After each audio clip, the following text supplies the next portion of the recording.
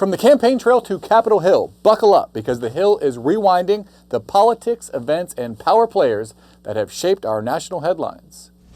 That hearing was before the House Oversight Committee with Attorney General Pam Bondi, and some of the Jeffrey Epstein survivors were in the audience for the hearing, but it was light on the details and heavy on theatrics. 84 days after Congress passed the Epstein Files Transparency Act, Attorney General Pam Bondi appeared before Congress defending the Justice Department's Epstein investigation. How many have you indicted? Excuse me, I'm going to answer the question. Answer my question. No. Democrats and Republican Congressman Thomas Massie told Attorney General Bondi DOJ has not made public all the information it has on Epstein. This cover-up spans decades, and you are responsible for this portion of it. And he's a hypocrite because he voted against the ban that we were talking about on deep fake AI porn. Democrats accused Bondi of preparing for the hearing with a burn book referencing a binder with insults for lawmakers. With this anti-Semitic culture right now, she voted against a resolution condemning. Oh, is Jewish. Oh, are you serious?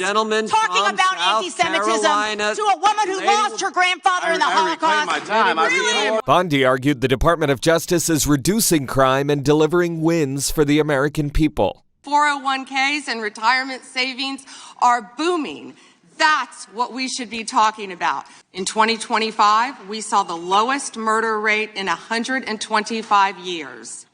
That's nothing short of historic.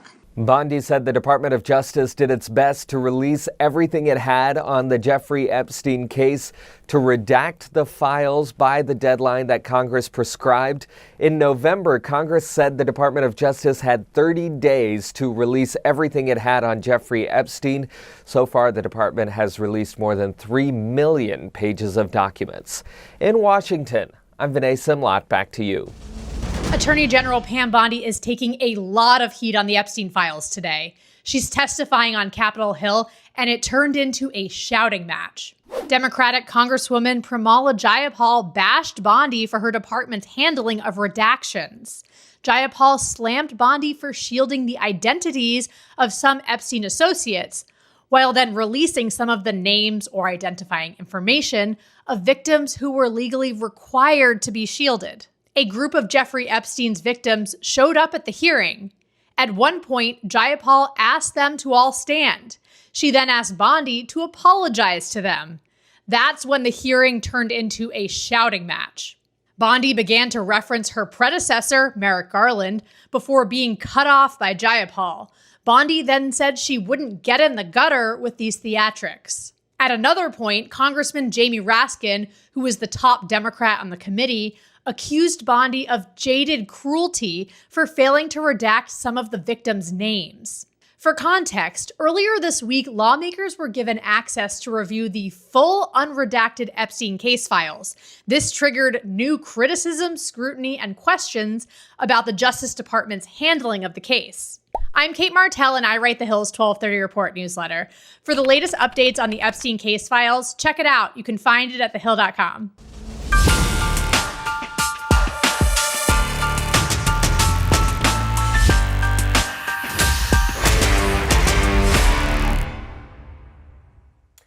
Good morning and welcome to Rising. What else? We've got a great show for you today. We are having fun, aren't we, this week?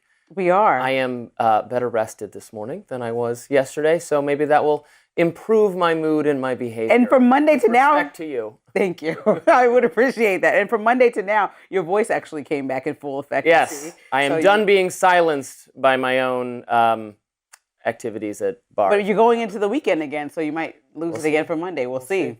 Hopefully not. Coming up on Rising, a federal grand jury this week refused to indict 6 congressional Democrats over a video they made urging service members to disobey illegal orders. Plus, Transportation Secretary Sean Duffy says the reason the FAA closed El Paso's airport was due to Mexican cartel drones breaching U.S. airspace, but other outlets are reporting there may be another reason. Is it aliens? Maybe. And after almost 90 years, Gallup will no longer measure presidential approval ratings. I was surprised to hear that. But Robbie, first, what's on your radar? Well, Representative Thomas Massie is demanding answers from Attorney General Pam Bondi and others whom he says are still hiding the truth of the Epstein files from the public. In an interview with Zach Weissmuller, my colleague at Reason Magazine, Massie explained why he is willing to have this fight even if it costs him his job in Congress. Take a look. Popular politician in my state who is President Trump.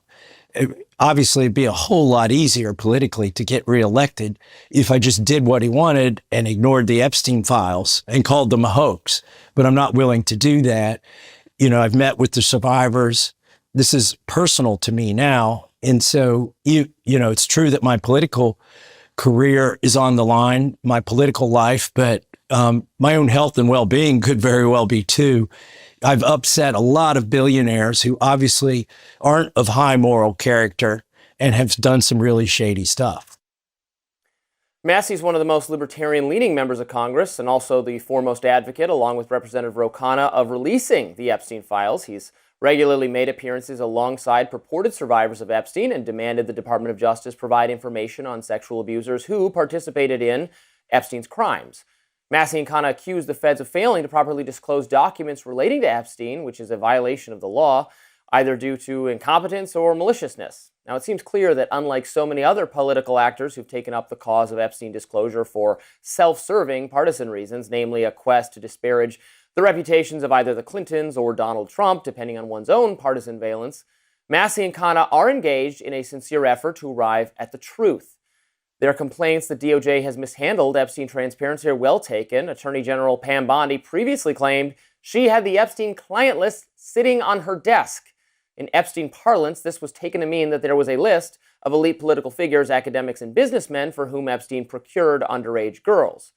But no such document has ever been released, and FBI Director Kash Patel subsequently stated that there is no one else involved in Epstein's sex crimes. Most people demanding more answers about Epstein have alleged a vast and sinister conspiracy involving not just Epstein, but other powerful abusers. At yesterday's House Judiciary hearing, lawmakers accused Bondi of failing not just Epstein's victims, hundreds of young women victimized by Epstein, and his associates. Now, if there are other men who sexually abused underage girls, the public ought to know about it. But that remains an open question since none of the files substantiate that idea that Epstein procured underage girls for a cabal of sexual abusers. Files do, however, reveal the names of people who met with Epstein, who took money from Epstein, or who continued to email with Epstein over the years. These people are not accused of crimes. In many cases, the idea that the named individual did something particularly bad seems to spring from a misconception. In other words, releasing the files has resulted, in my view, in some real-world harms for undeserving people. One of those folks is a man named Mark Tramo. Tramo is an associate adjunct professor of neurology at the University of California, Los Angeles.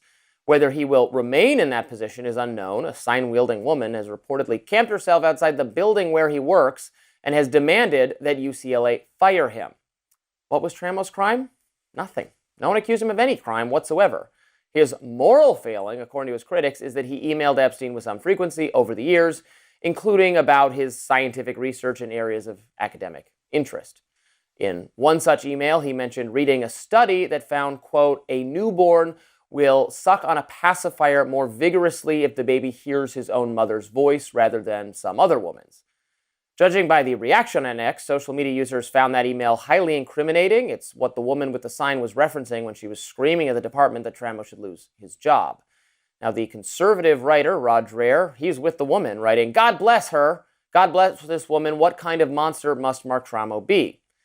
I think people seem to have imagined that the professor was giving Epstein advice about something very graphic and sexual. That notion is patently absurd. He was a professor of neurology and of music. He'd co-authored articles on the effects of music on premature babies and giving them care. He'd received funding from Epstein to create a research institution for the study of music and the brain. The idea that he was assisting Epstein in sexual abuse of babies instead of just sharing an interesting fact related to his area of academic expertise, that strikes me as extremely far-fetched. Frankly, and I'm just going to say it, the idea that Epstein himself would have been interested in this knowledge for disgusting sexual reasons is also doubtful. He was convicted of sexually abusing teenage girls. There's no evidence he had a proclivity for babies. Nevertheless, since Tramo's communications with Epstein continued after the disgraced financier's 2008 incarceration for sexual misconduct, He's among the names of people considered to have associated with a known abuser, and in statements to the media, he denied having knowledge of Epstein's specific crimes, saying he thought Epstein had been convicted of prostitution.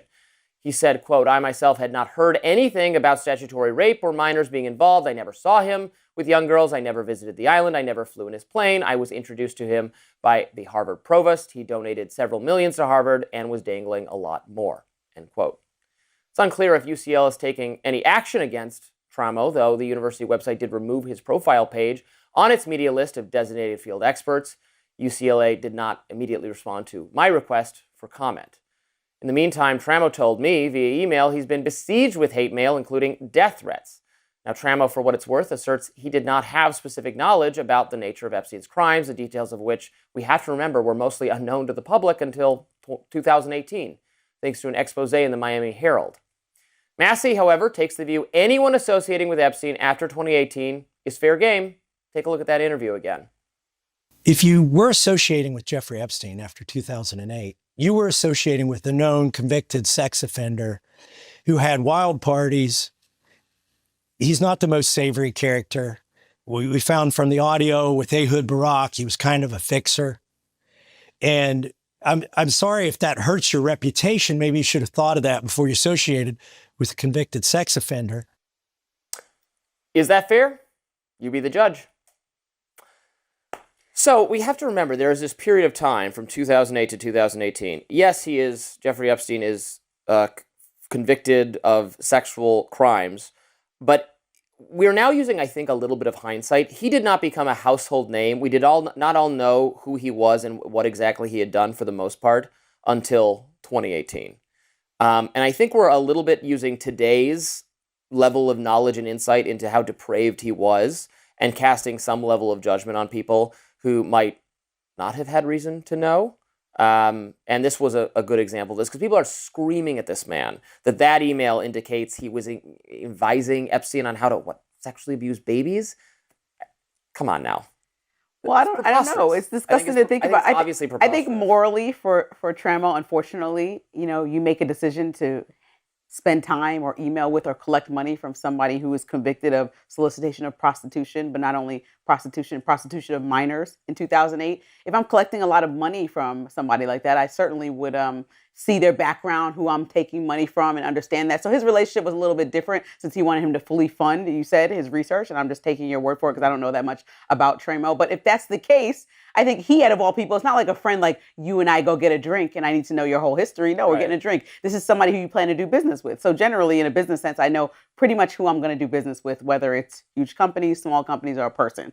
So I'm not going to pretend like because the world didn't know that the person doing business didn't know. I do think that, there's this huge thing about what we're seeing Congress doing right now with Epstein files, about how much emphasis they're putting into it, about seeing what Ro Khanna is saying and listening to the conversations that they're having and criticizing Pam Bondi. And I think that it's warranted. When I watched them speak yesterday after the hearing about what they felt, they were really just trying to say that they are not doing this for political theater, and I genuinely believe them. I believe that Massie is actually speaking to the victims and trying to figure out what's up. And I think that he's looking at all administrations, which is what I appreciate. Pam Bondi kept asking, why are you skipping over Merrick Garland? Why are you skipping over Obama's administration and other people besides me? And he was like, I don't care how far this goes. Right. That's ridiculous. She's trying to just I don't think move blame elsewhere. No, I'm saying Pam Bondi. Yeah. Oh, I was like, no, I'm not defending and I know we're going to talk about this more later, but I just really feel like their intentions are pure. So no matter, because I know a lot of your passion about this has become that people are just making a big to-do out of it. People who weren't largely interested in this a while ago are now interested in it, not only because Trump's name or Clinton's name comes up, but because now I know way more about it. I wasn't invested in the story. It wasn't my beat. But now that I'm in it and seeing what's going on, it's like, well, this does feel like there's a lot going on here. When you're seeing names on a document attached to, potential.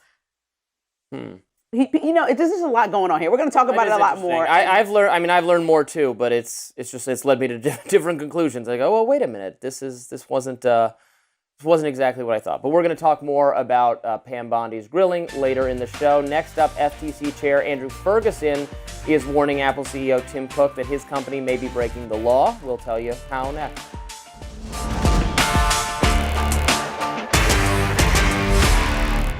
A fiery hearing Wednesday before the House Judiciary Committee where Attorney General Pam Bondi was grilled by Democrats and one Republican, Thomas Massie, over her department's handling so far of the Epstein files. Now, Bondi spent the 5-hour marathon hearing defending President Trump and her department, often going on the offensive. Let's take a listen to this exchange with Washington Congresswoman Pramila Jayapal.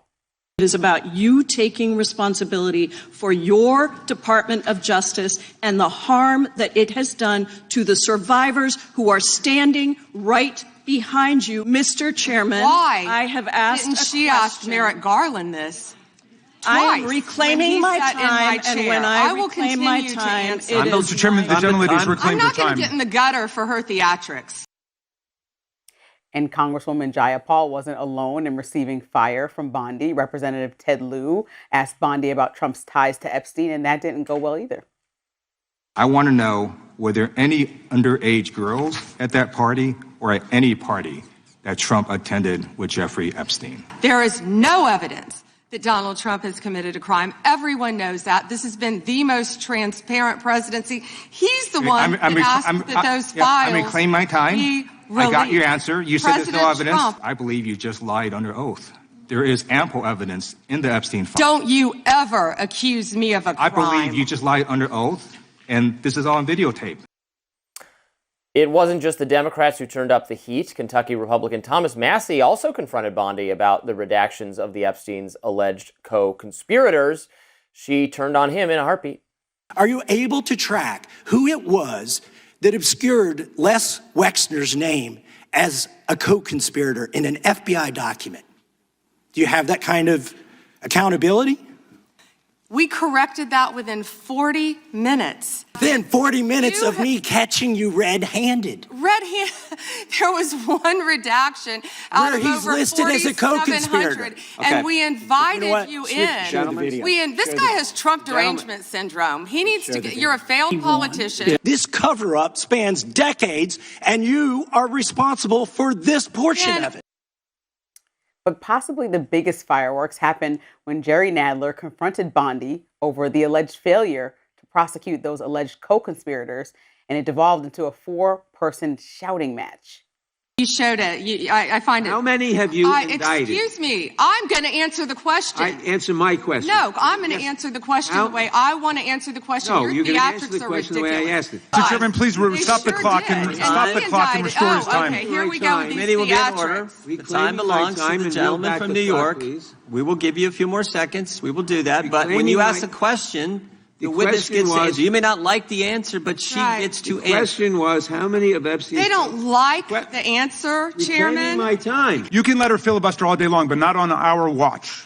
Not on our time. No way. And I told you about that, Attorney General, before you started. You don't tell me. Yeah, I did tell you because we saw what you did in the Senate. You're a lawyer, not even a lawyer. Committee will be in order.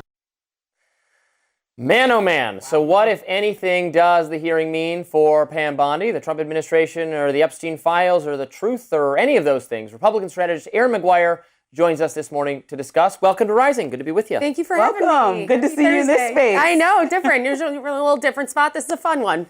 Fun indeed we are having following, Pam Bondi taking question. A little bit of heat from both sides because Thomas Massie, Republican, is one of the, most fervent in getting answers here. Pam Bondi is also not, I think, the most beloved even by MAGA because Epstein was a big issue to them. And, she at one point said the client list was on her desk and I haven't seen any client list. I'm still waiting for that. I don't think it actually exists.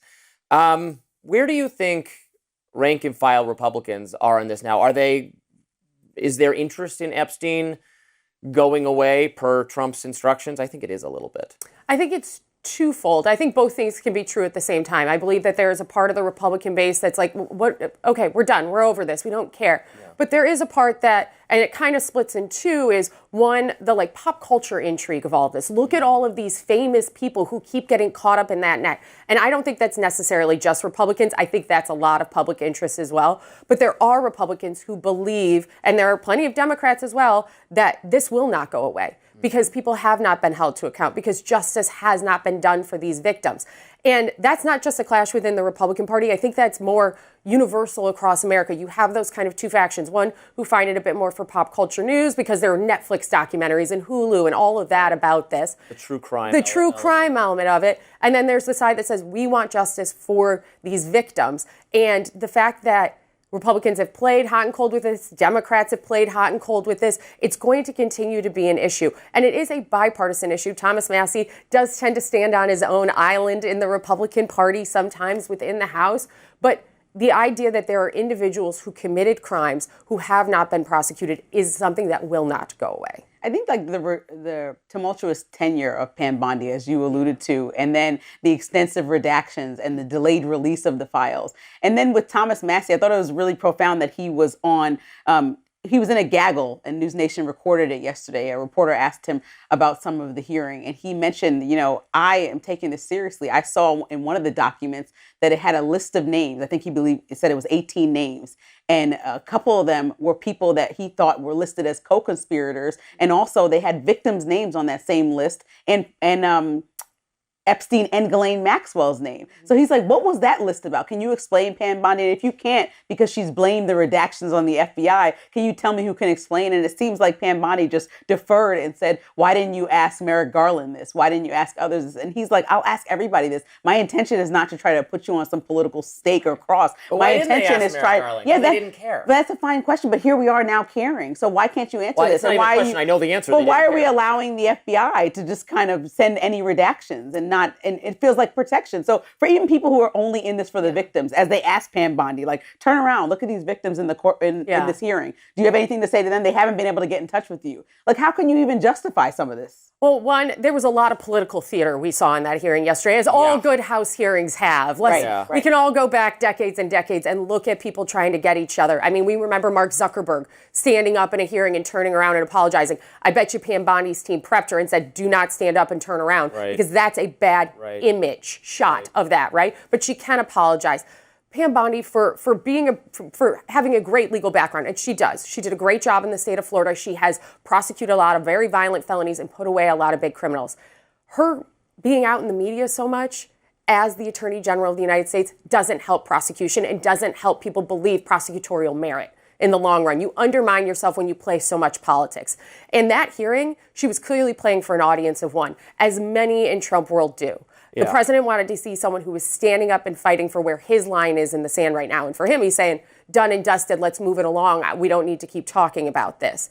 Pam Bondi was clearly in there for every time a Democrat tried to get a clip that they could fundraise off of to shout them down and be part of the argument so that it wouldn't be as clean and crisp for them. And I often find that annoying, but in this case, I found what the Democrats were doing was so annoying because for them, this is just about Trump. Even though none of the 3 million more pages of files have anything to do with Donald Trump or for the Clintons for that matter. So there's still Republicans who are obsessed with it. Comer wants Clinton to testify. Again, the obvious political targets are just not involved in this at all. But Democrats are obsessed with the idea that they're going to find some way. Now we think Trump might have actually tipped off law enforcement about how Epstein was a bad guy. I mean, come on. When you're looking at this many emails, and good Lord, I have unread emails older than some of the emails that came out in these files. When you look at this much paperwork and all this information coming out, one, it is going to take a lot of time. That is a lot of material to sift to make sure that you are protecting victims when and where you need to in this. So they want it both ways. They're like, why won't you I want to redact it. Put them out faster, but then you didn't redact everything and you redacted too much. It's 3 million documents. I mean, it's a lose-lose situation. Damned if you do, damned if you don't in this situation. And no matter what happens, no matter how far to the bottom of the barrel, if we scrape the barrel clean on every Epstein file, there's nothing left. All the information is out there. there are plenty of people in the American public who will still not believe that we have all the information because there was a vacuum of information for so long. And to your point, if there was a smoking gun about Hillary Clinton, about Bill Clinton, about Joe Biden or Donald Trump or anybody in the political ether that exists in the United States, you better believe that would have been put out pretty dang quickly. I think they would have found it by now. Yeah, and it would have been out there. And so this is not a good process. It has not been a smooth process. It has not been one that instills faith in the American people that we are getting to the bottom of the truth. And so the problem now is up to the Department of Justice and the Federal Bureau of Investigations to change that tide for the American people. If you want them to have confidence in you, you need to lead with that confidence. And Pam Bondi's shouting match with Jerry Nadler, who took a few naps in that hearing, by the way, was not serving that purpose. That's the thing. Part of this Epstein investigation for both sides or anybody involved is to restore trust in these public institutions, right? That part of it is lost because it's went through so many different administrations and there's nothing that's been done. And so I think when you see the victims in the courtrooms and whatever, some people are just in this for the politics and the theatrics, that's fine. But when you see the victims in the courtroom and you look at the way that the administration is handling this, it's not going to go away. Right. So it could be the stain of the entire administration if we keep on going because Massie's not going to let it go. He's willing to risk his whole entire political career over it. He said that. Like, Ro Khanna's probably going to be okay. But Massie is he's really just like, I don't care about anything else besides getting to the bottom of this. Now I'm entrenched in it. And so if he's willing to go that far, what about newly elected people and continuing on with this? It's not going to go away. And so Pam Bondi has to figure out how to address it and how to answer about why her FBI has redacted these files in an organization that's supposed to be impartial, right? Pam Bondi's job in itself is supposed to be impartial. We know that's not, but it looks like she was up there as Trump's lawyer or something. And so that is also problematic when you're talking about restoring trust across the board, even for those middle of the line voters who voted for Trump for the economy and not for these theatrics that really just want clear answers. Yeah, I mean, the politics of this has pushed people very far into their corners and very far apart on this. And Pam Bondi, as the Attorney General, is the litigator for the United States and not for Donald Trump. But she was put in that position by Donald Trump and had been a fervent supporter of his. Like I've said, I don't think the Attorney General should be doing TV hits in the middle of the night, going on political Maybe not shows. Constantly. Not constantly. If there is a need to drive a message, like in this instance, could they have prepped her for an interview, put her out there and let her litigate a bit of why we're at where we're at in the files? Good. Maybe not even her. Maybe you can put a deputy in, somebody who's directly overseeing the files. They've really not done well in that part of the communications process on this. But when you go out in the world and you poll voters and you ask them what they care about most, Epstein's like 28th on the list. It's the economy, it's jobs, it's immigration enforcement, right? Those are the three main blocks people are looking at. So yes, there is a lot of political fervor and justice that needs to be done for victims. That is ultimately, for me, the biggest thing. There are victims of sexual crimes by the wealthy elite in the United States that possibly haven't been prosecuted. If there's even that possibility, that's a problem. And every victim deserves justice when it comes to this kind of crime or any crime. Doesn't matter what it is. So in this instance, that needs to be the focus and the message being driven. And right now, the message being driven is being driven by the larger media narrative that they must be hiding something because not all of it is coming out as cleanly and smoothly as they like. You can clean up these problems at the White House. You can clean them up at the DOJ. You can message better on this. I think you need a little less of Pam Bondi in the front on that. Robbie and I disagree about why the victims aren't saying more, like naming more names or naming exact accusations. What do you think? I'm more skeptical of He's skeptical, and I'm like, because they don't want to get sued. Well, no, I think they don't want to get sued, but, I mean, this is my frustration, right?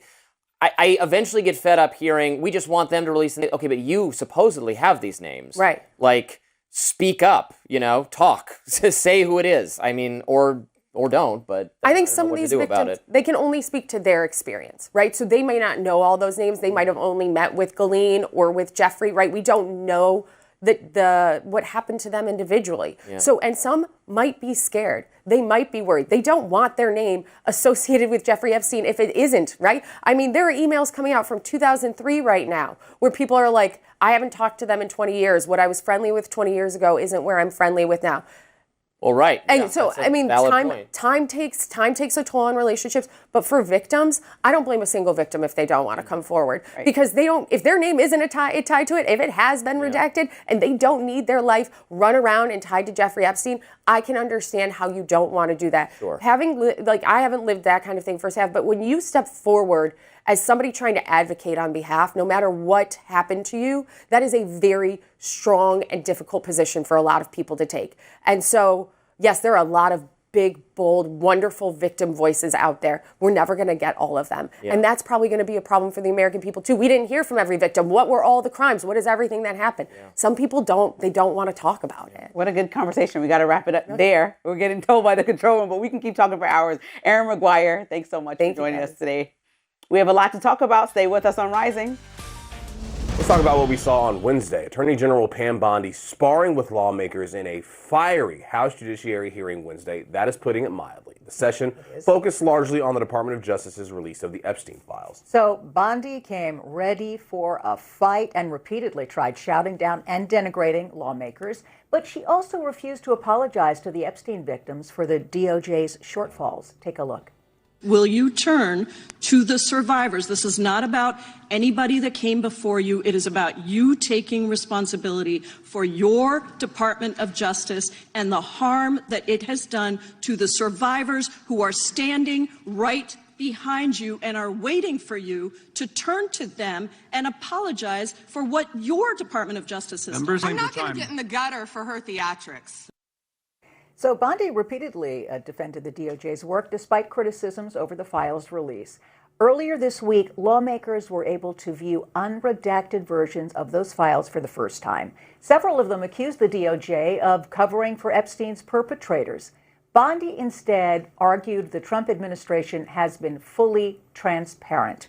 Drew Petrimo joins us with the latest. Drew, good morning. Good morning. Wow. That was quite a spectacle yesterday. Yeah. And difficult to watch. Yeah, I mean, these hearings have frequently devolved into partisan bickering. Pam Bondi essentially brought a folder of opposition research on the Democratic lawmakers, and whenever they asked her a question about the Epstein files, she kind of read from this sheet of attacks that they had put together on these Democratic lawmakers that really oftentimes didn't have anything to do with the Epstein case. So there wasn't a lot that you could learn from that because she wasn't really at any time actually answering the questions of the lawmakers. And the truth is that for a lot of these Democrats, this is an opportunity for them to kind of make political statements, and these are often cut up and put on social media. So this is like a moment where people are able to basically show their opposition to the Trump administration. There was one kind of notable Republican, Thomas Massie, who has been one of the Republicans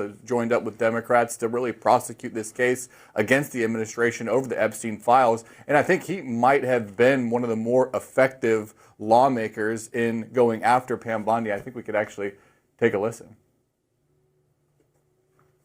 Wexner's name was added back. Within 40 minutes of me catching you red-handed. There was one redaction out of over 4,700, and we invited you in. This guy has Trump derangement syndrome. He needs to get. You're a failed politician.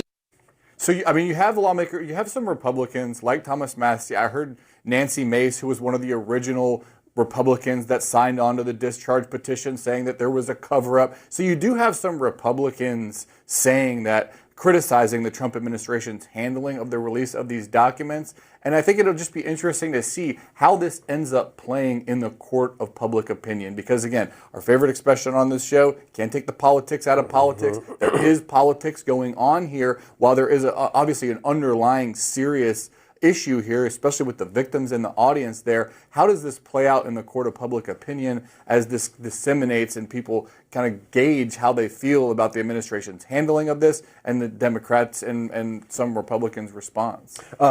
We had a local congressman, Jamie Raskin, who is the ranking member of the House Judiciary Committee. In his opening remarks, spoke very plainly and bluntly. He believes that Pam Bondi is engaging in a cover-up, as a larger cover-up within the administration. Let's listen. You're running a massive Epstein cover-up right out of the Department of Justice. You're siding with the perpetrators and you're ignoring the victims. That will be your legacy unless you act quickly to change course. One of the main gripes from the lawmakers when they're going to the Department of Justice to review these unredacted files is that there are actually still redactions. And apparently what has happened here is that the FBI has made some redactions, and then those files were sent over to the DOJ. When the DOJ released them, they still can't be viewed. So what happens going forward, I think, is going to be key to where this actually goes, because according to the lawmakers that go to look at these files, there are still lots of redactions that are preventing, in their framing, the names of these powerful people from being released to the public.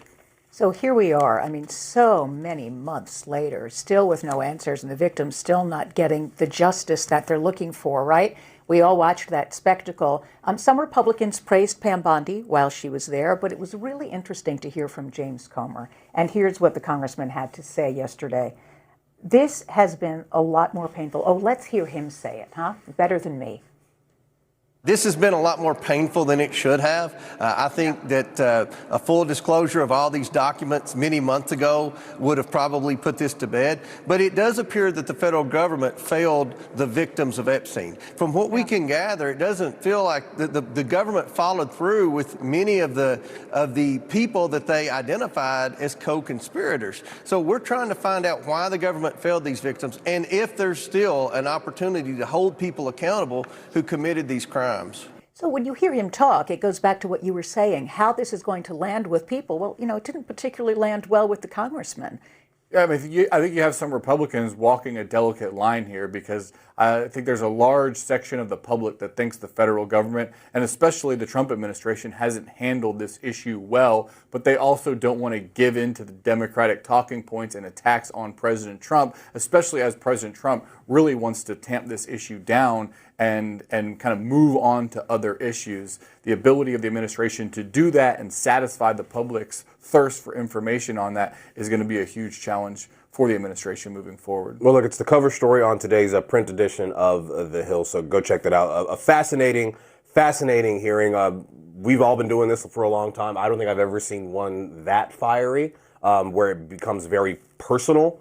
In sort of the back and forth between the lawmakers and the witness, but such as politics in 2026. But let's remember, this is a cabinet member, right? When we see cabinet members go to Hill hearings, we don't see that. So it's emblematic of what we're witnessing in our changing government, the anger in government, and as much as even the head of DOJ will say nobody should be personally attacked and violence is wrong, verbal violence is also a form of abuse, and you know, that became a very abusive it was a tough watch. Hearing. It was a very tough watch. Yeah. Drew, thank you so much. We'll see you Thanks, next hour. Drew.